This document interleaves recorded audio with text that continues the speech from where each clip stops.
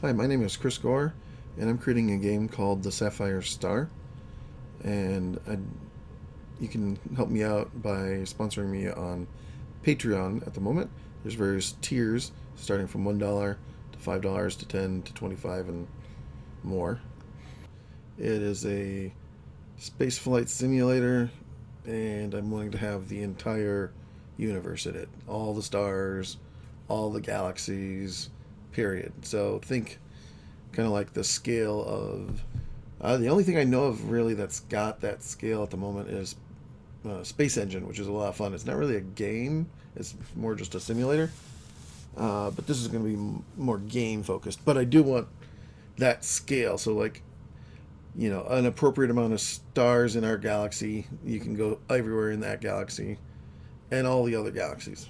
And so what I'm doing here is I'm doing some basic calculations to figure out how the different speeds would work.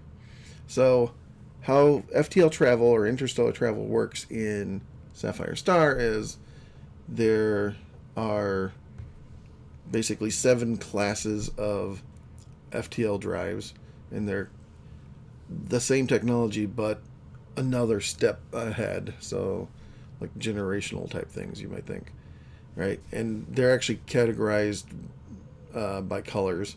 So red, orange, yellow, green, blue, indigo, and violet being the fastest.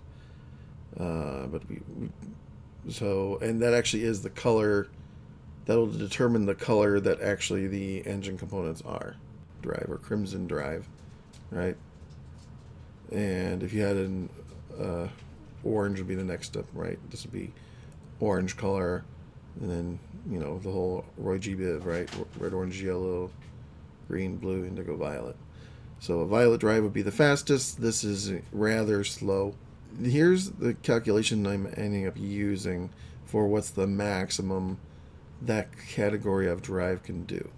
So it ends up being pi to the fourth to the either 1, 2, 3, 4, 5, or 6, or 7, right?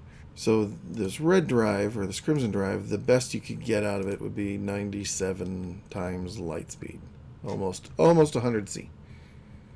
The orange, the most you could get is 9,489 times light speed, 124,000, 90 million. What is this? 100,000 million, 8 billion, 854 billion, and this would be 100,000 million billion, 83 trillion times the speed of light for the violet drive. Now, a specific crimson drive, like this one here, can't do 97 times light speed. This is a really low end one. It's maybe 10 times light speed. I haven't exactly figured out what the ship can do, but that, something like that is like about 10 times light speed.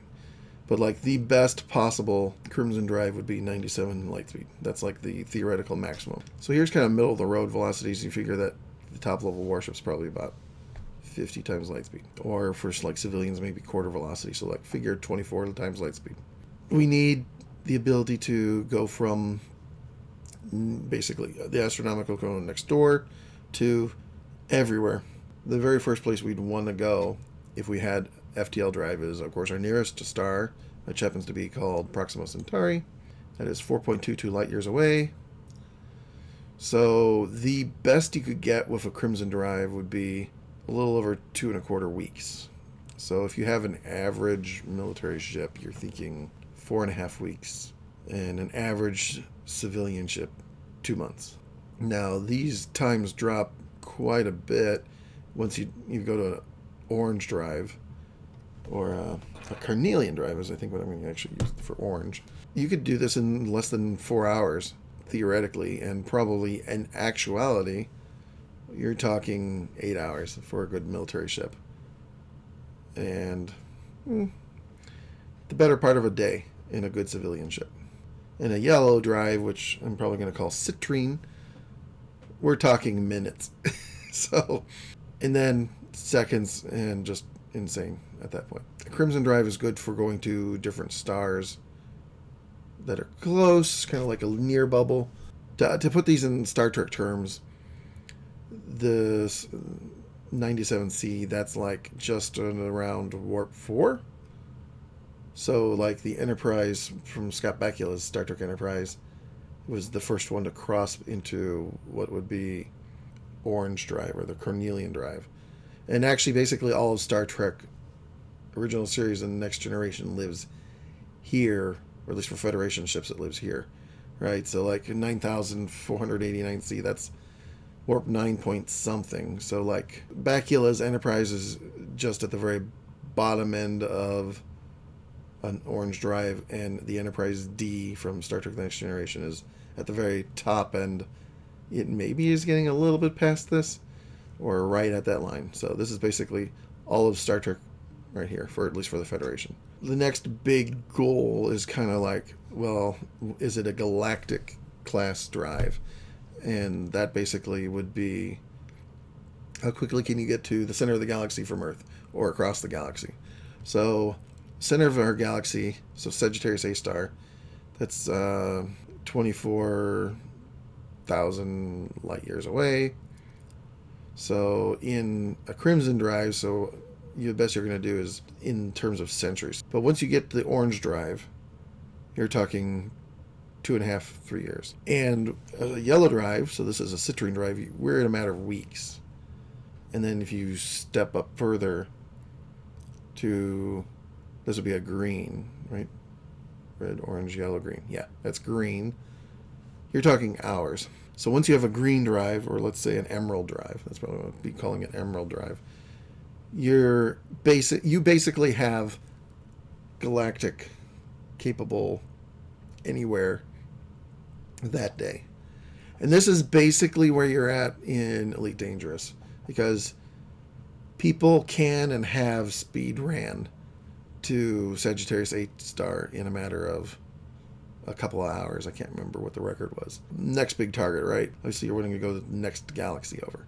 Actually, Andromeda is not the next nearest galaxy, but it's one that I find interesting personally, and it's a pretty close one. 2.5 million light years. So if you've got a Crimson Drive, that's forever. If you've got an Orange Drive, so like the Enterprise D is going to take centuries to get there. But all of a sudden, if you've got that Yellow Drive, that Citrine Drive, it's a couple of years. So that's actually maybe doable for a colony ship. A Citrine Drive colony ship, you could start having humans colonizing the galaxies, not just the stars. So the Green Drive, the Citrine Drive, we're talking weeks. So that's where they're actually able to keep an intergalactic society going. You could have basically everything in the local group. You could have that as a single governmental structure reasonably at that point. Sapphire Drive, you're talking hours. The next thing out from there, the farthest galaxy that, as far as I can tell, is known is this one right here, Jades. And Jades is a project to try and find these super distant galaxies, and the specific ones at the moment is Jades GS Z140. It is quite a good distance away. It is 32 billion light years, or giga light years out. You're talking billions of years, millions of years, tens of thousands of years, centuries. You're finally at, what is it, red, orange, yellow, green, blue. Sapphire Drive, you finally could do colony ships to anywhere in the universe. 3.75 years is reasonable travel time if it's viewed as a one-way trip and you're setting up a colony. Indigo, we're talking weeks, and a Violet Drive, you're talking hours.